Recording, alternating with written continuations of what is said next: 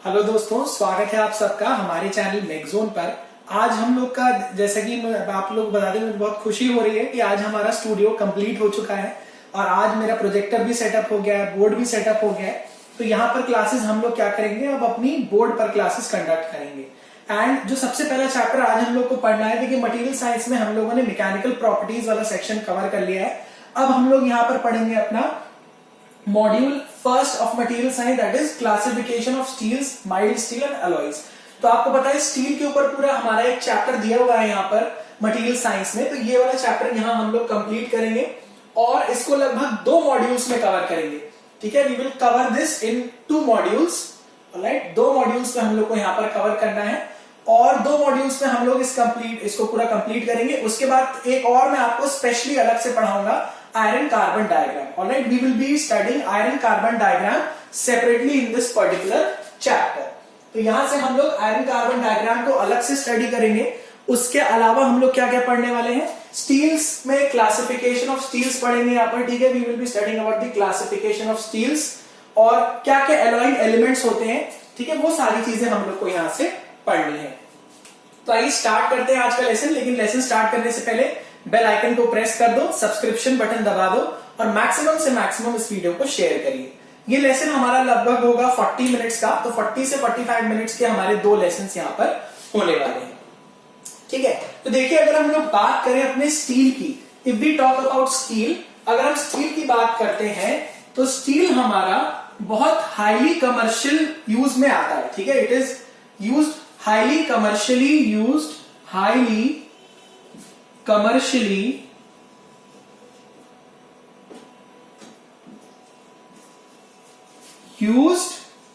Element है। ठीक है, बहुत लार्ज अमाउंट में ये यूज किया जाता है कमर्शियल बेसिस पर हमारे। ठीक है, क्यों यूज करते हैं इसको यूज करने का मेन रीजन यहां पर क्या है, it has high tensile strength. सबसे पहली बात तो इसकी टेंसाइल स्ट्रेंथ काफी ज्यादा होती है। It has high tensile strength, cost इसकी कम होती है। ठीक है, it has low cost, high tensile strength and low cost.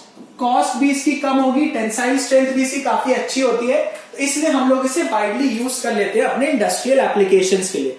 Alright, तो आई होप कि आज वीडियो भी साफ आ रहा होगा और आप लोग को भी दिख रहा होगा आराम से। तो आप लोग एक बार थम्स अप का साइन दिखा दीजिए। ठीक है, so this is the actual reason why we are using steel so unanimously in the industry। और कहां यूज होगा, ऑटोमोबाइल्स में यूज हो सकता है, कटिंग टूल्स में एक्सेट्रा। तो कहां यूज होगा, steel can be used in automobiles, cutting tools में, बिल्डिंग्स में। ठीक है, और एटसेट्रा, कई जगहों पर हम लोग इसे यूज कर सकते हैं।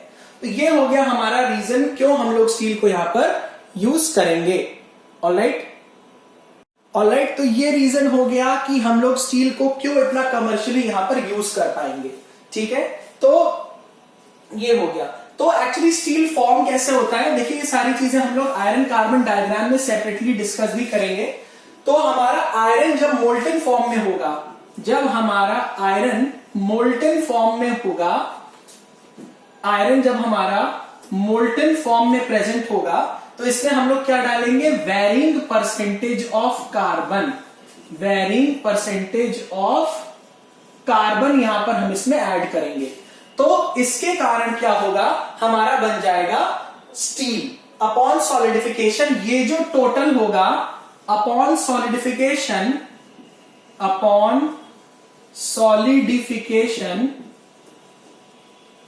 It will form steel. ये क्या बना देगा, हमारा स्टील बना देगा। ठीक है, तो ये बनता ऐसे है कि जब आयरन को हम लोग मोल्टन फॉर्म में लेंगे, when iron is taken in the molten form, और इसमें वेरिंग परसेंटेज ऑफ कार्बन को ऐड करते जाएंगे, तो सॉलिडिफिकेशन होने के बाद ये क्या बना देगा, हमारा स्टील हो जाएगा। ठीक है, सॉलिडिफिकेशन होने के बाद ये क्या बन जाएगा, हमारा स्टील।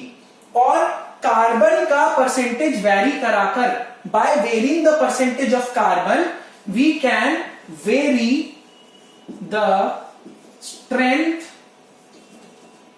Of steel. हम अपने स्टील की स्ट्रेंथ को क्या कर सकते हैं, वेरी कर सकते हैं, we can vary the strength of steel.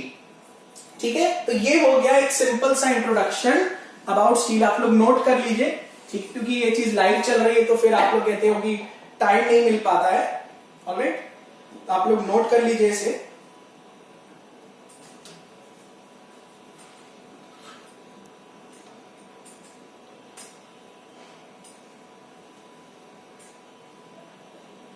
चलिए, ऑलराइट, तो आई होप कि वीडियो की विजिबिलिटी सही आ रही होगी। आज सारी चीजें हम लोगों ने काफी मॉनिटर करके यहाँ पर सही करी हैं, तो आई होप कि वीडियो भी ठीक आ रहा होगा।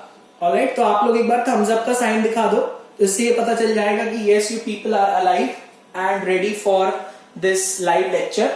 ठीक है, चलिए नेक्स्ट यहां पर हम लोग देखेंगे metal classification.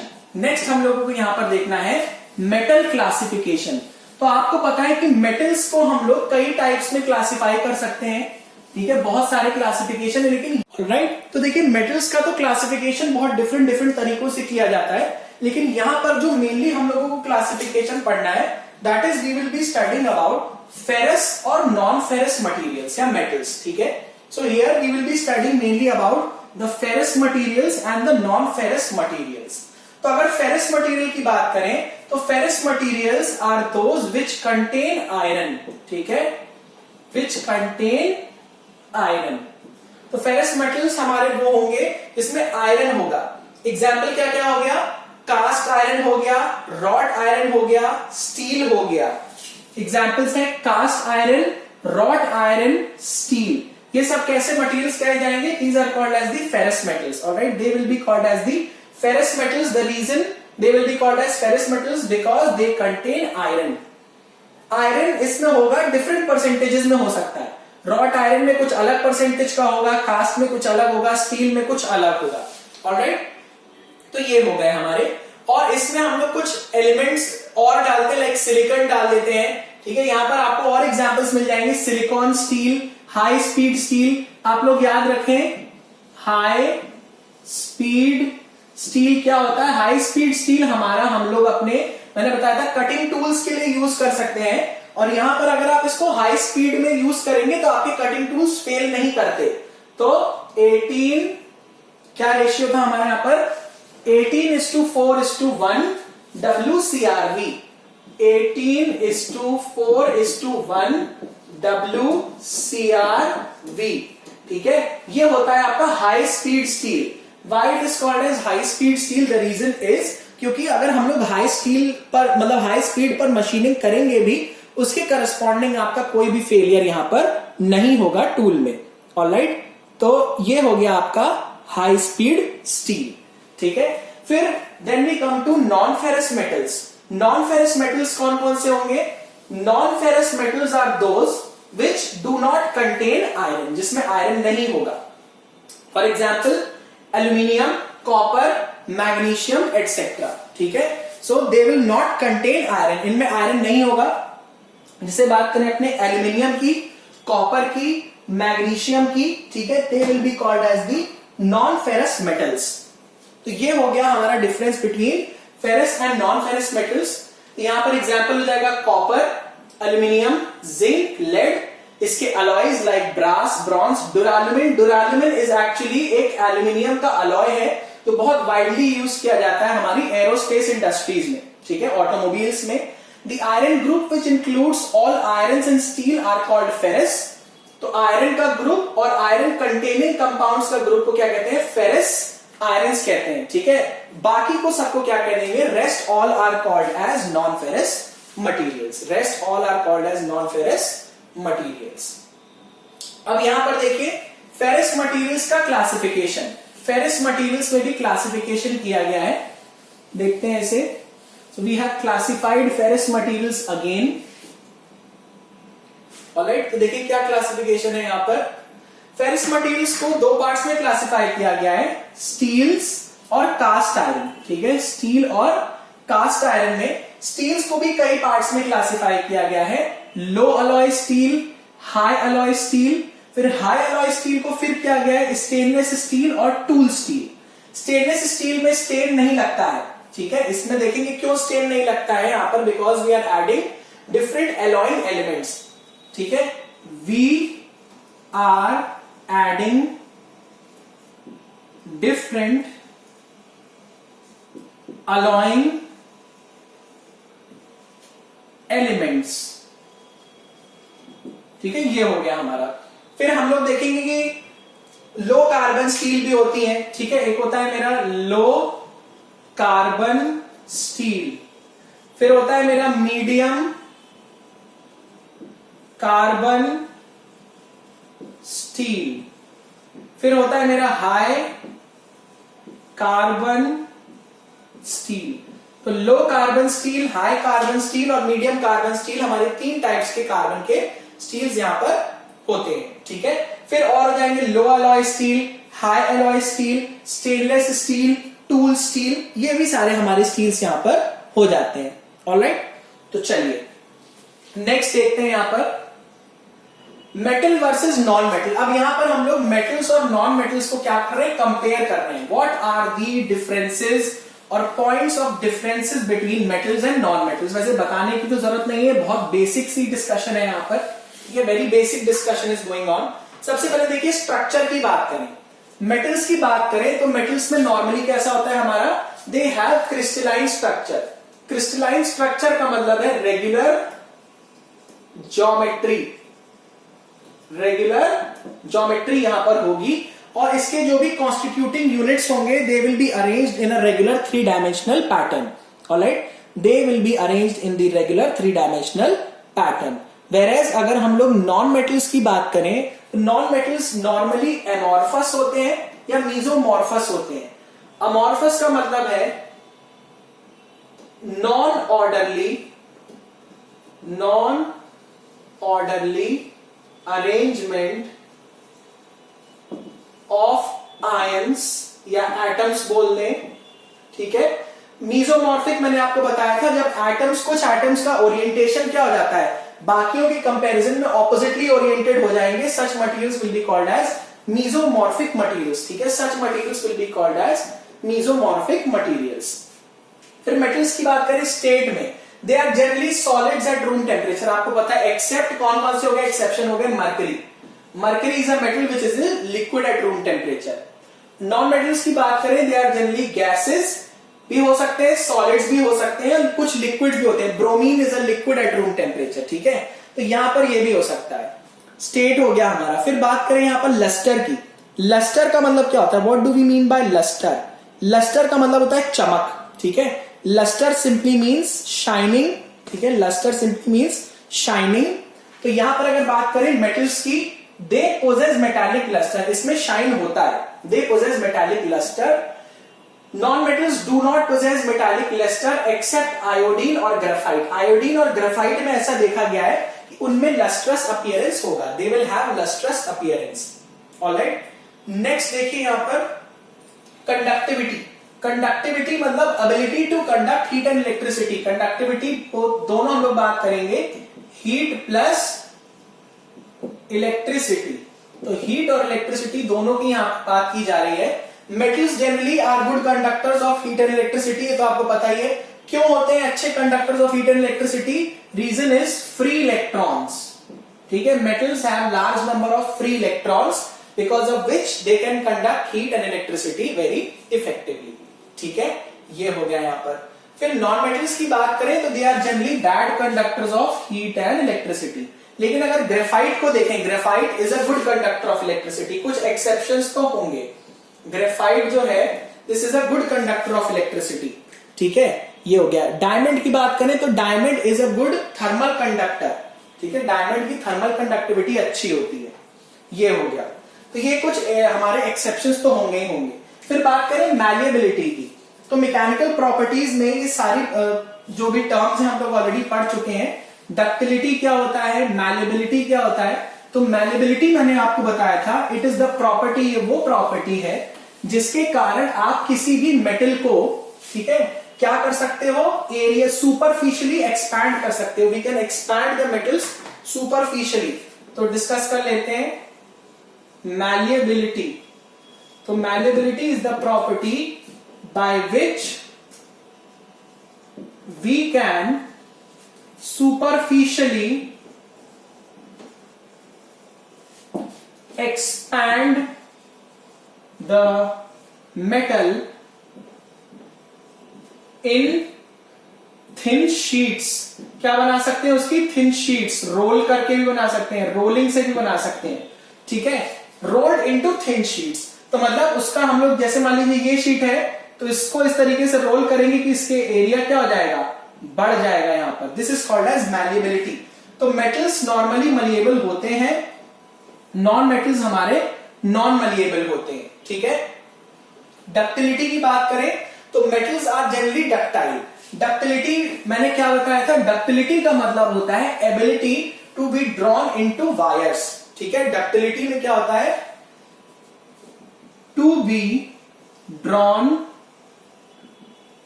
Into wires. Wire में ड्रॉ करने की एबिलिटी मतलब they will have permanent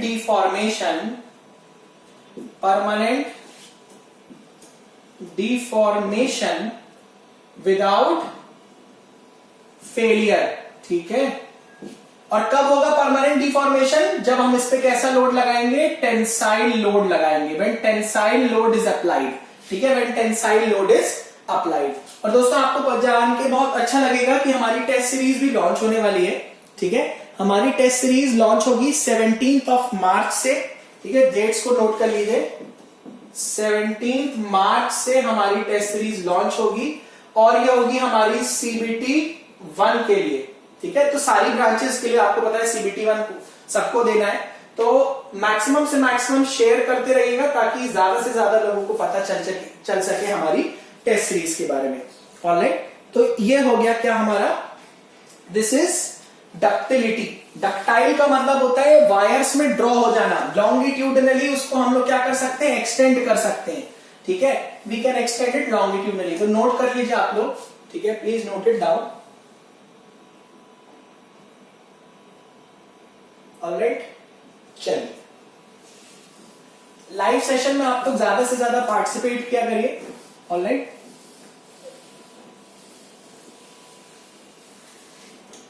next देखिए यहां पर हार्डनेस. तो हार्डनेस का मैंने आपको मतलब ये सारी प्रॉपर्टीज हम लोग अपने फर्स्ट चैप्टर में डिस्कस कर चुके हैं. हार्डनेस क्या है? हार्डनेस वो प्रॉपर्टी है जिसकी वजह से कोई एक मेटल दूसरे मेटल को कट कर सकता है या फिर कोई एक मेटल दूसरे मेटल के सरफेस को क्या कर सकता है? स्क्रैच कर सकता है, उस पर पेनिट्रेशन कर सकता है, इंडेंटेशन बना सकता है. तो इसकी जो परमानेंट डिफॉर्मेशन हो रहा है इनकी वजह से उसको रेजिस्ट करने की एबिलिटी को क्या कह देंगे? हार्डनेस. ठीक है, और हार्डनेस मेनली कैसी हमारी? Hardness is a surface property. ठीक है, तो यहां लिख दूंगा मैं hardness is mainly a surface property. ये क्या है? सरफेस की प्रॉपर्टी है. ऑलराइट, ये हो गया. नेक्स्ट देखिए इलेक्ट्रोलिसिस. इलेक्ट्रोलिसिस का मतलब है, इलेक्ट्रो का मतलब होता है इलेक्ट्रिसिटी, लिसिस का मतलब होता है टूटना और टू ब्रेक. ठीक है, तो इलेक्ट्रो का मतलब है इलेक्ट्रिसिटी,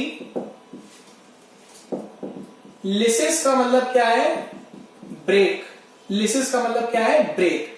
इलेक्ट्रोलिसिस का मतलब क्या है? इलेक्ट्रोलिसिस का मतलब है जब हम इलेक्ट्रिसिटी पास करेंगे तो they will break into their constituent particles. तो मेटल्स जनरली एनायंस बनाएंगे और नॉन मेटल्स भी क्या बना लेंगे? एनायंस बना लेंगे. मतलब एनायंस यहां पर एग्जैक्टली कहना सही नहीं होगा. ठीक है, मतलब वो टूट सकते हैं. Like NaCl. NaCl तो हमारे कंपाउंड हो गया.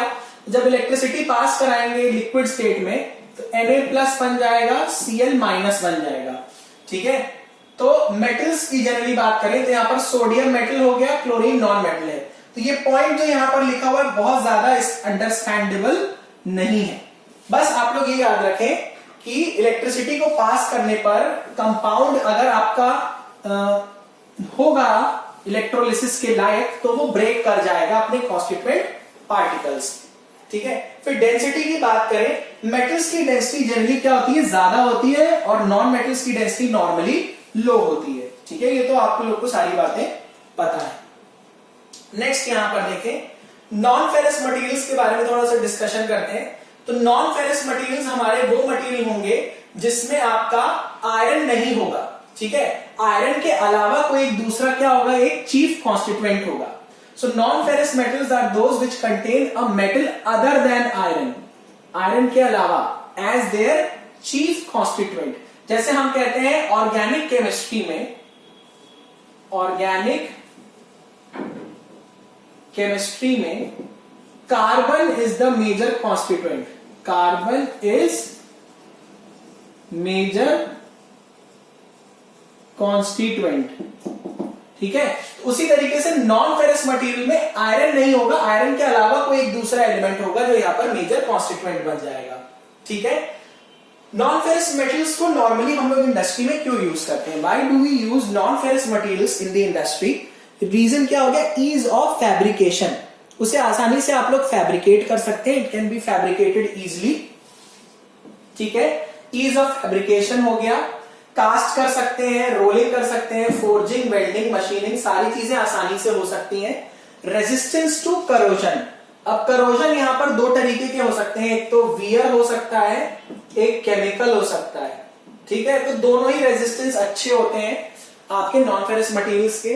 फिर देखें इलेक्ट्रिकल एंड थर्मल कंडक्टिविटी, ये भी क्या होती है, अच्छी होती है। वेट क्या होता है, लो होता है, वेट काफी यहां पर कम होता है। तो मेन रीजन हम लोग और भी क्यों यूज कर रहे हैं अपने इन नॉन फेरस मेटल्स को, the reason is also that they have low weight, वजन कम होगा, plus good strength, plus good strength, strength अच्छी होगी और वजन क्या होगा उनका, कम होगा। Strength would be less and weight would, strength would be high and weight would be less. तो यहां पर अगर हम बात करें वेट इज टू स्ट्रेंथ का रेशियो, ये क्या हो जाएगा, ये हमारा काफी कम हो जाएगा, क्योंकि स्ट्रेंथ ज्यादा होगी, वेट इसका कम होगा। ऑलराइट, तो ये हो गया हमारे नॉन फेरस मेटल्स के बारे में। अब हम पढ़ेंगे थोड़ा बहुत एल्यूमिनियम के बारे में, ठीक है। Aluminium is a non ferrous metal, सबको पता है एल्यूमिनियम हमारा एक नॉन फेरस मेटल है, बहुत वाइडली यूज होता है। एल्यूमिनियम के यूटेंसिल्स बनाए जाते हैं, एल्यूमिनियम के कई सारे मशीनरी पार्ट्स बनाए जाते हैं, ठीक है।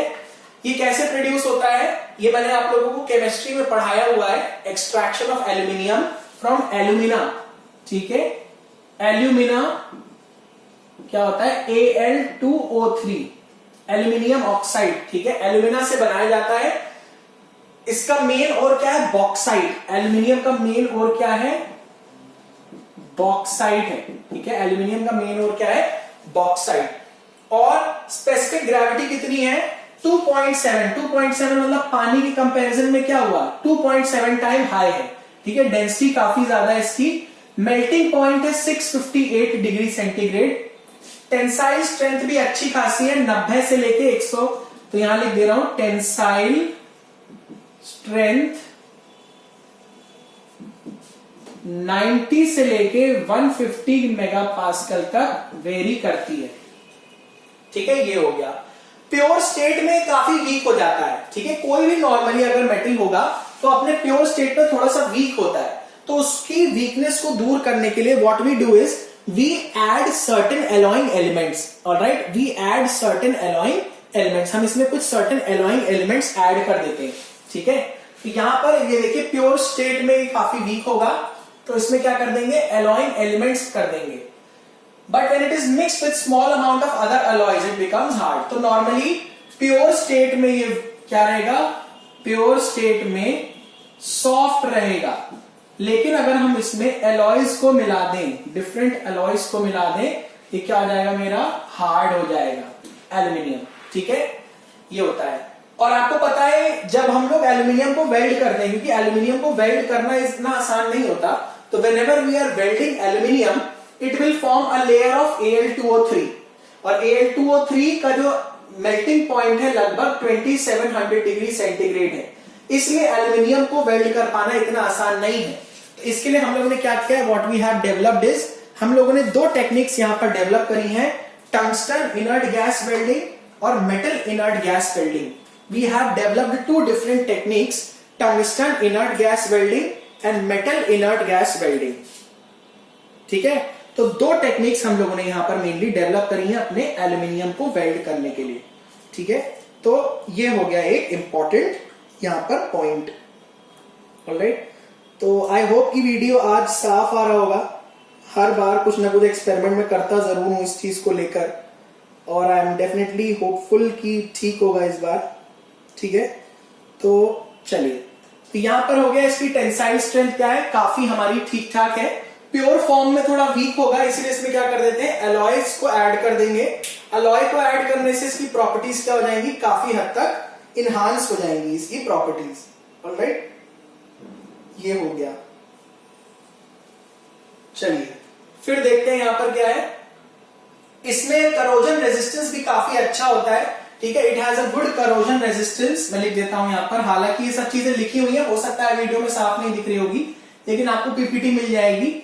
गुड करोजन रेजिस्टेंस होता है। ठीक है, करोजन रेजिस्टेंस काफी अच्छा होता है इसमें। और ये हो गया हमारा नॉन टॉक्सिसिटी, टॉक्सिक भी नहीं होता, टॉक्सिक भी नहीं होता, इसीलिए हम लोग क्या कर लेते हैं, it is use for making cooking utensils. ये बहुत अच्छा क्वेश्चन यहां से बन सकता है, a very good question can be formed.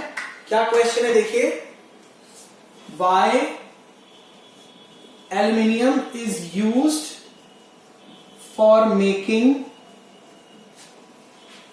Cooking utensils. Cooking utensils बनाने के लिए एल्यूमिनियम को क्यों यूज करते हैं, reason is it is non toxic, जहरीला नहीं होता। ठीक है, because it is non toxic, toxic नहीं होता। ठीक है, इसलिए कुकिंग यूटेंसिल्स पे ऑर्डिनरी कंडीशन में यूज कर लेते हैं। और आप क्या कर सकते हो, फूड, और क्या होता है, आपने देखा होगा एल्यूमिनियम की फॉइल्स आती है। ठीक है, we can also use aluminium foils.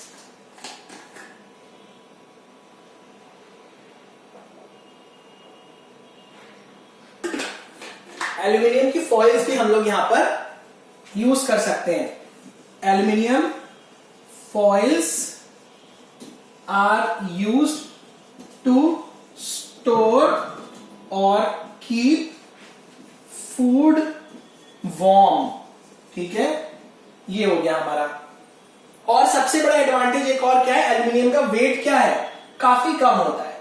तो आपको पता होगा जब हमारी ऑटोमोबाइल्स पहले बनती थी, बहुत पहले, सबसे पहले कास्ट आयरन से बनाई जाती थी।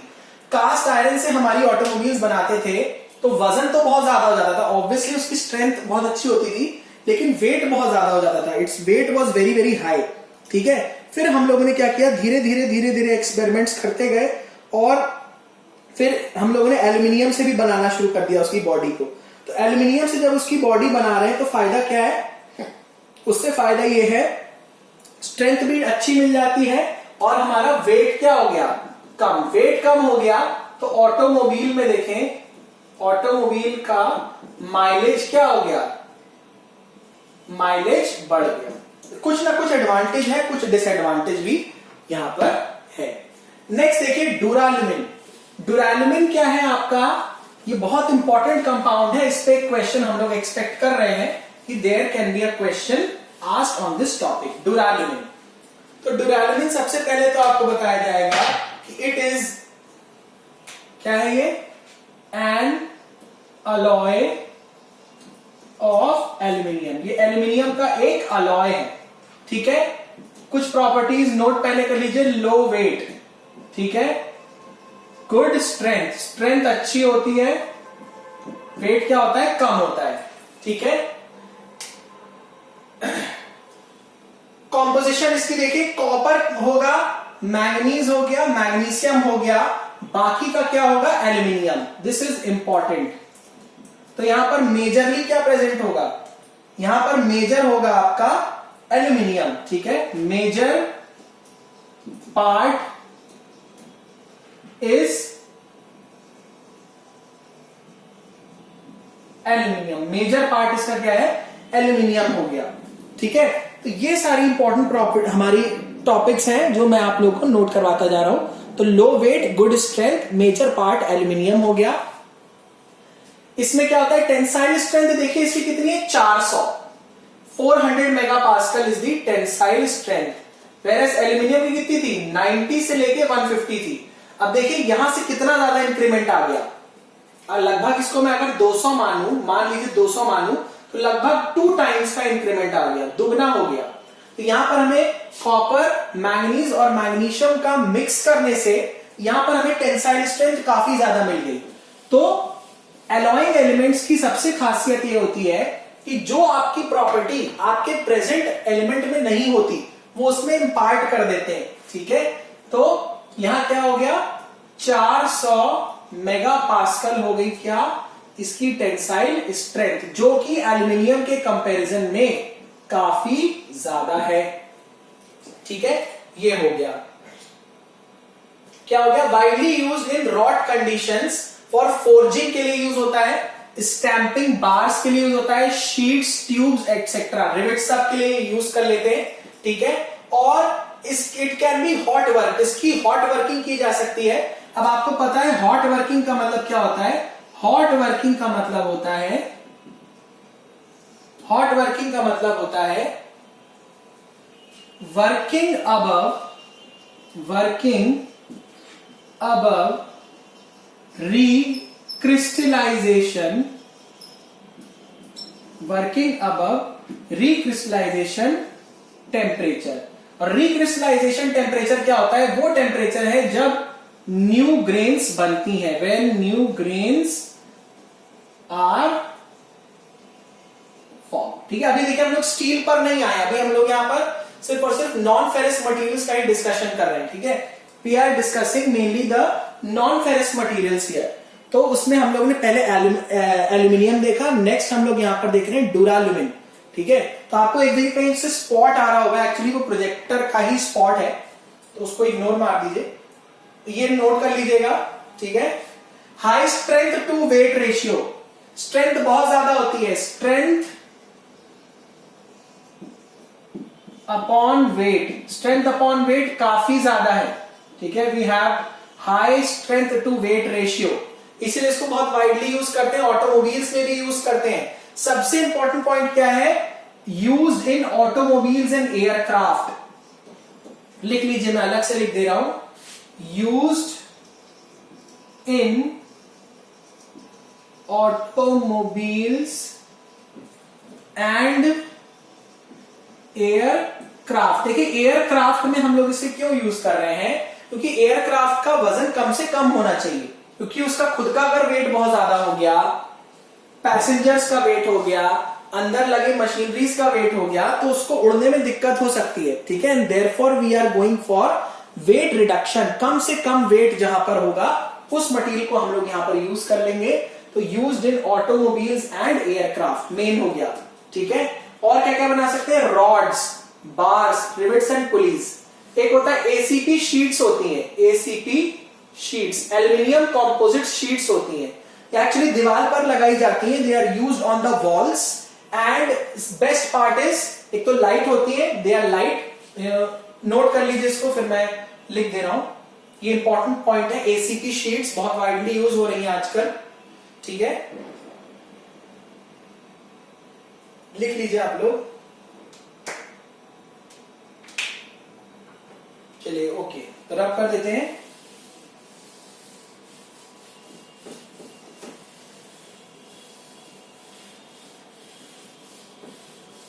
तो देखिए एसीपी शीट्स के बारे में बात करते हैं।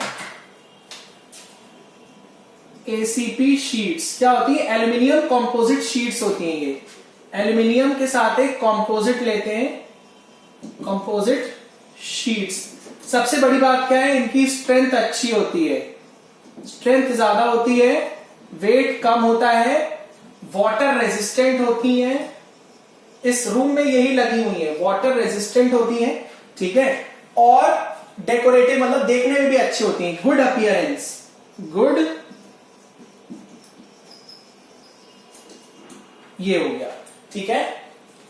तो ये हो गया हमारे ड्यूरालुमिन के बारे में, ठीक है। This is all about the duralumin. Next है मैग्नेलियम एंड हिंडालियम, मैग्नेलियम और हिंडालियम, राइट। ये भी दो इंपॉर्टेंट हमारे नॉन फेरस मटेरियल्स हैं। मैग्नेलियम मेनली बनता है एल्यूमिनियम को जब हम मेल्ट करते हैं, ठीक है, it is made by melting aluminium और उसमें 2 से लेके 10% तक मैग्नीशियम मिलाएंगे। मैग्नेलियम में क्या आ रहा है, मैग्नीशियम प्लस एल्यूमिनियम, ठीक है। एल्यूमिनियम को मेल्ट कराएंगे, फिर उसमें 2 से लेके 10% तक क्या मिलाएंगे, मैग्नीशियम मिलाएंगे वैक्यूम चेंबर में, एंड देन उसकी क्या कर देंगे, कूलिंग कर देंगे, कूल डाउन करेंगे, प्रेशर रखेंगे लगभग 100 से 200 एटमॉस्फेयर्स, प्रेशर रखेंगे लगभग 100 से 200 एटमॉस्फेयर्स। ये हो जाएगा हमारा क्या, मैग्नीशियम बन जाएगा, ठीक है। तो इसमें 1.75% कॉपर भी ऐड करेंगे, 1.75% copper is also added, copper is added to magnalium, ठीक है। Copper is also added to magnalium. तो ये लास्ट टॉपिक होगा इस पर्टिकुलर लेसन का, इसके बाद हम लोग और टॉपिक्स पढ़ने वाले हैं, ठीक है। ऑलराइट, चलिए ये हो गया, ठीक है। आई थिंक अब थोड़ी विजिबिलिटी और ज्यादा बेटर हो गई होगी। Due to its light weight, क्या है इसका वेट भी काफी कम है, मैकेनिकल प्रॉपर्टीज अच्छी हैं, लाइट वेट हो गया, मैकेनिकल प्रॉपर्टीज अच्छी है, use for aircraft and automobiles, ठीक है। एयरक्राफ्ट में यूज हो जाता है, ऑटोमोबाइल्स में भी यूज कर लेते हैं। फिर बात आती है हिंडालियम। हिंडालियम भी क्या है आपका, alloy of aluminium and magnesium, ये भी इंपॉर्टेंट है। Hindalium is an alloy of magnesium plus aluminium with a small quantity of chromium. इसमें और क्या ऐड कर देते हैं, क्रोमियम। क्रोमियम देखिए मेनली आपका ऐड होता है करोजन रेजिस्टेंस के लिए, करोजन रेजिस्टेंस के लिए मेनली हम लोग क्या ऐड कर देते हैं, अपना क्रोमियम ऐड कर देते हैं। तो ये हमेशा ध्यान रखें, क्रोमियम की एक बहुत इंपॉर्टेंट प्रॉपर्टी है कोरोजन रेजिस्टेंस की, ठीक है। कोरोजन रेजिस्टेंस की प्रॉपर्टी आपकी क्रोमियम की, ऑलराइट, ये हो गया। अब देखिए गन मेटल। गन मेटल किसका अलॉय होता है, gun metal is an alloy of copper, tin और जिंक, ये नोट कर लें। Gun metal is an alloy of copper, zinc and tin, जिसमें क्या होता है 88% कॉपर होता है, 10% टिन होता है, सॉरी 10% जिंक और 2% टिन होता है। इसको एडमिरलिटी गन्स के लिए यूज करते हैं, एडमिरलिटी गन्स, एडमायरल जो होता है ना, उनकी गन्स के लिए यहां पर यूज करते हैं, इसलिए इसको कहते हैं गन मेटल, ठीक है। उसको सॉरी, हाँ ये हो गया। तो ये हो गया। जिंक मेनली यहां पर ऐड करते हैं मेटल को क्लीन करने के लिए और उसकी फ्लूइडिटी को इंक्रीज करता है, मेटल की फ्लूइडिटी को इंक्रीज करता है। तो लिख देता हूं यहां पे, zinc increases metal fluidity. Important points हैं, नोट करते चलिए, इंपॉर्टेंट पॉइंट है, नोट करते चलिए। And metal cleaning, and metal cleaning, metal cleaning के लिए और उसकी फ्लूइडिटी को इंक्रीज कर देता है। कोल्ड स्टेट में वर्किंग नहीं कर सकते, ठीक है, कोल्ड स्टेट में वर्किंग नहीं कर सकते क्योंकि इसकी इंपॉर्टेंट प्रॉपर्टीज लॉस्ट हो जाएंगी अगर कोल्ड वर्किंग कर दिया तो, ठीक है। It is never cold work, लेकिन वर्किंग कहां करते हैं, अबव 600 डिग्री सेंटीग्रेड, ठीक है। ये इंपॉर्टेंट पॉइंट है, worked above 600 degree centigrade, 600 degree centigrade के ऊपर इसकी वर्किंग की जाएगी, ठीक है। ये हो गया। और किस किस लिए से यूज हो सकता है, casting, boiler fittings, brushes, bearings and glands etcetera, ये सब चीजों के लिए यहां पर हम इसे यूज कर सकते हैं। तो दोस्तों इसी के साथ हमारा ये वाला पोर्शन यहीं पर फिनिश होता है। नेक्स्ट मॉड्यूल में इसी के आगे हम लोग कंटिन्यू करेंगे, तो आप लोग इसी तरीके से अच्छा रिस्पॉन्स देते रहिएगा। And thank you so much for watching, valuable time देने के लिए, और नोट्स साथ में प्रिपेयर करते रहिए। स्लाइड्स आपको मिल जाएगी हमारे लेसन के डिस्क्रिप्शन सेक्शन से। और 17 मार्च को शुरू होगी हमारी टेस्ट सीरीज, उसको ज्वाइन करना मत भूलिएगा। सिर्फ और सिर्फ 139 रुपीज की है आप लोगों के लिए। So thank you so much.